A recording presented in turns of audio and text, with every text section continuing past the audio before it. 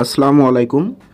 এমপিওভুক্ত শিক্ষকদের অবসরের 6 মাসের মধ্যে ভাতা দেওয়ার নির্দেশ, এই সম্পর্কে আজকে ভিডিওতে বিস্তারিত থাকছে। যারা চ্যানেলে নতুন দয়া করে চ্যানেলটি সাবস্ক্রাইব করে পাশেই থাকুন। বেসরকারি শিক্ষা প্রতিষ্ঠানের এমপিওভুক্ত 6 লাখের বেশি শিক্ষক ও কর্মচারীকে অবসরের 6 মাসের মধ্যে অবসরকালীন সুবিধা প্রদানের নির্দেশনা দিয়ে রায় প্রকাশ করেছেন হাইকোর্ট। বিচারপতি নাইমা হায়দার ও বিচারপতি কাজী জিনাত হকের সমন্বয়ে গঠিত একটি হাইকোর্ট ডিভিশন বেঞ্চের 13 পৃষ্ঠার এ রায় সুপ্রিম কোর্টের ওয়েবসাইটে প্রকাশ করা হয়েছে। রিটকারীদের আইনজীবী অ্যাডভোকেট সিদ্দিক উল্লাহ মিয়া বিষয়টি নিশ্চিত করেছেন।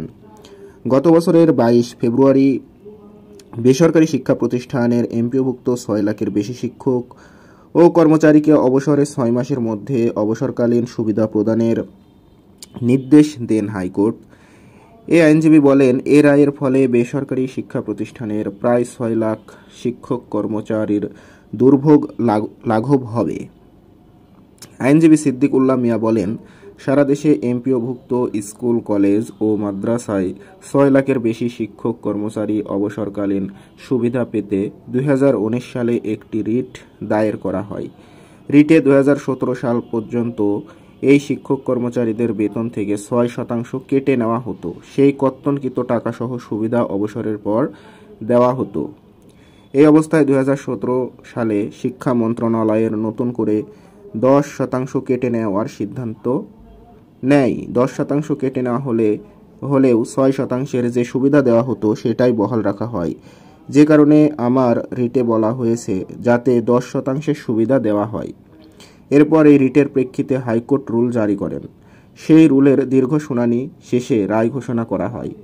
রায়ে আদালত বলেছেন, 10% কেটে নেওয়া হলেও তাদের যেন বাড়তি সুবিধা দেওয়া হয়। একই সঙ্গে অবসরের 6 মাসের মধ্যে যেন অবসরকালীন সুবিধা প্রদান করা হয়। শিক্ষক ও কর্মচারীরা 2019 সালের 15 এপ্রিল মাধ্যমিক ও উচ্চশিক্ষা বিভাগে জারি করা প্রজ্ঞাপনটি চ্যালেঞ্জ করে হাইকোর্টে রিট পিটিশন দায়ের করেন। তো এই ছিল আজকের বিস্তারিত। খবরটি নেওয়া হয়েছে বাংলাদেশ প্রতিদিন পত্রিকা থেকে। সকলকে ধন্যবাদ। আসসালামু আলাইকুম।